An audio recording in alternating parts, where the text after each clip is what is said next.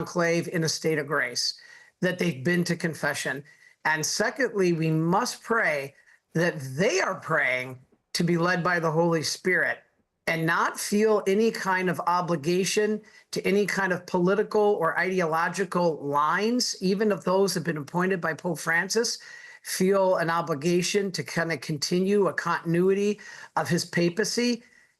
Doesn't matter who the Pope is, that is not how it should be approached. It needs to be approached by the following of the Holy Spirit. And that's what we need to be praying for. So that's what is happening right now with the first black smoke, is there's that kind of jockeying leading to see which direction this is going to go. Yeah, and help our viewers understand kind of the politics that could be at play inside the Sistine Chapel, because when you have, according to our graphics, 108 members of the College of Cardinals who are able to vote in this, who were nominated again by Pope Francis, that would indicate that this could continue down a more progressive, ideology versus a more conservative. But again, anything can happen. Yeah, and there are politics involved. Here's an example. A lot of people don't realize. We hear as priests a lot, don't be political. But actually, Catechism 2246 states that the church in her mission must even be political. And that is whenever the dignity of the human person or the salvation of souls are at stake. So what we have to be hoping that these cardinals are viewing in the next pope are those those cardinals that will uphold the three non-negotiables of the Catholic Church, which are the dignity of human life, the sanctity of marriage between a man and a woman, and the preservation of religious liberty. And so some people will call these political issues. Well, if you call abortion, marriage, and our right to worship political, then these cardinals are to be political to ensure that those three non-negotiable teachings of the Catholic Church are upheld. And so some of the media will call that conservative. Others will call that just church teaching. But what we have to pray for is that the Holy Spirit is guiding each and every one of these cardinals to go along those lines. So, yeah, it could be described as political if you look at Catechism 2246. That's very, very interesting. Walk us through the rest of the night. What happens now? Do the College of Cardinals, do they retreat together? Do they have dinner together? What happens, and then how early do things start tomorrow? Yeah, there's up to 2 votes in the morning and 2 votes in the evening. The Cardinals are really, you could say, roughing it compared to what many of them may be used to. They are going to be sleeping 4 to 6 together. They have these very thin wooden barriers between them. I would not imagine that it's probably an environment conducive to a lot of sleep. So we do need to pray for our cardinals that God will give them the rest, even if the number of hours that they sleep is not sufficient, that he'll give their bodily rest, give that to them. But yes, they will start again in the morning. Up to 2 votes will be taken in the morning, and then up to 2 votes in the afternoon. After each of those votes, the smoke will be emitted, black, as we know, if no pope, and white, if there is, due to a chemical that is added to the burning of the ballots. And since the media has no access to these cardinals, and these cardinals are not able to convey how the vote went or who is in the lead, we just don't know. But what we do know is to keep praying that they're being guided, as we keep saying, by the Holy Spirit. Yeah, and for in a world that we are so used to getting information, brought to our phones so quickly, the Vatican could easily put out a tweet or a Facebook post. It is refreshing, and to just see the traditions continue there in the Vatican as we do await the white smoke. Father Chris Alar, we do appreciate your time. We hope you'll be willing to join us again tomorrow, because we're going to do it again until a new pope is elected by the College of Cardinals. We do appreciate your time. Absolutely. And keep up the great coverage. Thank you. We've been watching you and grateful for the coverage. Thank you, sir. We do appreciate it. We do want to return our viewers now back to Dr. Phil, True Crime. And Dr. Phil is talking to the grandparents, George and Cindy Anthony, to discuss the death of little Kaylee Anthony, to find out what really happened. Much more on this news story tonight on the News on Merit TV. Had to deny a lot of things. You've had to deny molesting your daughter. You've had to deny being present at the death of your granddaughter and orchestrating the cover-up. You've had to deny having this affair and having made this statement to her. Do you think these things cumulatively hurt your credibility with the jury, hurt your credibility with the public? I believe my reputation has been tainted or destroyed to a certain degree, but I've never had anything to hide. Well, you know, I talked earlier about the fact that some legal analysts have said that this was a social media trial. There was a lot of exposure to you. People got different glimpses of you, and then some analysts have said that there were people that were suspicious of you, didn't like you, thought you were a problem in all of this, and that made you an easy target. Is this part of the smear campaign to create reasonable doubt, or are these coincidences? I mean, what do you think? Well, apparently, I think it's a smear-type campaign against me. I mean, how easy to go in and pick up on the father who saw his daughter and granddaughter leave for the last time together. Right. Why not utilize that part of the story and start your defense? I don't understand how all this went against me, except to bring in that doubt for the jurors to make a decision on whether to believe me, believe Cindy, believe my son, believe all the other witnesses called in to get my daughter off. And did it work? well, they accomplished their Do you think mission. that attacking you was a factor in her getting off? Oh, absolutely they did. Well, let's listen to what the jury foreman had to say. I really thought that George had very selective memory for me, and that in itself was something that I always kept in the back of my mind. For every time that he got up there, I was just kind of on guard for that. It raised questions. He could be possibly lying. Also the fact that his involvement was going to be in question because he was there. There was a suspicion of him. That was a part of our conversation. We don't know. The suspicions were raised. Based on what he's saying, there were perceptions that you were a reasonable doubt, that you were someone that could have had a role in this, that took her off the hook, is how I hear it. Would that juror or jurors be wrong to believe that you were trying to hide something with what he calls selective memory? When you're asked only yes or no answers sometimes and you can't expand upon them to explain why that's a yes or no, I guess it could be perceived that I'm maybe holding something back. But I've never held anything back. And if someone believed that I was involved in this, why was I never brought up on any charges? I've talked to the prosecutors, I've talked to law enforcement, the FBI, I've taken a voice analysis test, I've taken everything I can possibly take to prove exactly what I know and what I don't know. I've proven that. There are those that have interpreted your attempt to take your own life as being out of guilt. The guilt that I have is I didn't do enough to find out what happened to her, who was involved in it. If Casey's even watching this someday, yeah, I blame my daughter for Kaylee not being here today. So you feel in this situation, you've lost two parts of your family. You've lost Casey and Kaylee. I lost Kaylee 3 years ago, and I believe I lost Casey at the same time. I believe that. She's responsible. You believe she was in the woods burying that baby? I believe she was there. I also believe she probably had some help.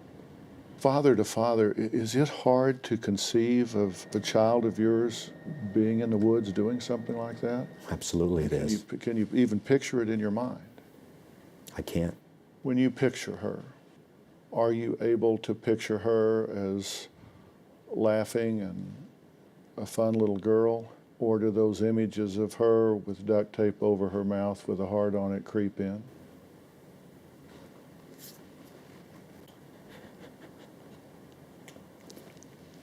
To think that Kaylee can be treated like that, that's just...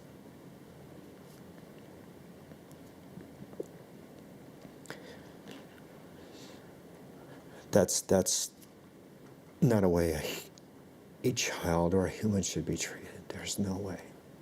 And if this scenario that Casey had told to her defense about Kaylee drowning, why go through all this elaborate stuff to tape her up, to put her in a laundry bag, to put her in a trash bag and bury her in the woods? I can't comprehend a human doing it, especially a daughter, doing that to my granddaughter. I can't visualize that. I don't want to visualize that. Because the only thing I can visualize about Kaylee is that beautiful girl that I saw dance around every day who'd come down the hallway and just made my life beautiful. I just miss her. Coming up. On your short list of explanations, you don't include the possibility that she used that shovel to dig a hole in the ground in the woods to bury her dead baby. We're not going to just tell stories. We're going to go inside the minds of these killers. He told me his name was Ted and he was a law student. Let's break this down for a minute. This was a man who'd make the devil blush with his sins. I want you to walk in the shoes of both perpetrator and prey. Mystery and Murder. Subscribe on your favorite podcast service. Hello, I'm former Arkansas Governor Mike Huckabee. A lot of times you can't control the amount of sleep that you're getting. You can't fall asleep or you're tossing and turning all night. You can't get the sleep you need to stay healthy. I know, it's scary, unless you use Relaxium Sleep. Relaxium Sleep is a product that's made from natural ingredients, and it usually works from the very first night you try it. It helps you fall asleep, stay asleep, and wake up refreshed, earning your body those quality hours of sleep that it desperately needs. Join the hundreds of thousands of people who've experienced the relief and health benefits from getting a great night's sleep and get Relaxium Sleep. The first time I took Relaxium and I slept through the night, I thought, wow, this worked for me. I could not believe it. Relaxium Sleep is studied, tested, and designed by a neurologist to help you fall asleep faster, stay asleep longer, and wake up refreshed. Relaxium Sleep worked from the very first night I took it. I had more focus and mental clarity than I've had in years. Relaxium is drug-free and not addictive, so you can take Relaxium every night and never worry about side effects. And the best part is, it can start working from the very first night. When I take Relaxium Sleep, I sleep better than I have in years. I wake up feeling like I've had the best night's sleep. Stop being afraid and start sleeping your fears away with Relaxium Sleep. Your body and your mind will thank you. Mike Huckabee is so confident that Relaxium will work for you, he's asked us to give away 1,000 bottles. If you're not getting calm enough to go to sleep, take Relaxium Sleep. I promise you it'll work. Get your risk-free bottle of Relaxium Sleep now. It's guaranteed to work or your money back. Visit tryrelaxium.com or call 800-294-3512. That's tryrelaxium.com or call 800-294-3512. Are you sitting at home living in pain? Maybe it's in your hands, maybe your back or your hips. The good news is you don't need to live in pain. Why? Because there is Omega XL, a one-of-a-kind, natural, powerful joint relief supplement created from the green lip mussels of New Zealand. Drug-free, non-habit forming. It's small, easy to swallow, and it's backed by more than 40 years of clinical research. If you're experiencing daily aches and pains due to aging and overuse, try Omega XL. Just ask anybody who uses it. The results are undeniable. I had a lot of joint pain, and that slowed me down. I had considerable pain in my back. Really felt the pain. I mean, in my ankles and in my heels. I'm telling you about something that's gonna change your life. It has revived me. this works. I'm not a prisoner anymore to my pain. As I was getting older, my joints started to feel that wear and tear. But then I tried Omega XL, and it changed my life. Today, I'm here at my ranch exercising some of my polo ponies. So as you get older, it gets tougher. I was starting to suffer some of that business, and then I ran into somebody who said, look, you should try Omega XL. And look what it's done. I feel better than I felt in the last 30 years. Omega XL gave me the ability to get back in the saddle. It works great. If you're in pain, I want you to know that there is real hope out there. I'm living proof. See the difference it can make in your life, just like it did in mine. Buy one bottle of Omega XL and get one free. Plus, you'll also receive a bottle of Vitamin XL D3 absolutely free. Buy one, get two free. 2 bottles of Omega XL plus Vitamin XL D3, a value of more than $85. Call today and you pay only $39.95. Plus, it's backed by our 60-day money-back guarantee. Act now. We now return to Dr. Phil's exclusive interview with Cindy and George Anthony. What most of America doesn't know is that George and Cindy Anthony have dramatically different points of view about their daughter Casey, especially when it comes to what they believe to be her role in Kaylee's death. Now, they can't both be right. I'm not sure I believe at all what the defense says happened in this case. Right. But let's just take it for argument's sake at face value. If she did what they say she admits to doing, confesses to doing, is that okay with you? No, in fact, the day I found out that Kaylee had drowned and Casey didn't tell anybody, if I could have gone to her, I would have shaken her and said, what were you thinking? What were you doing? And why couldn't you come tell us?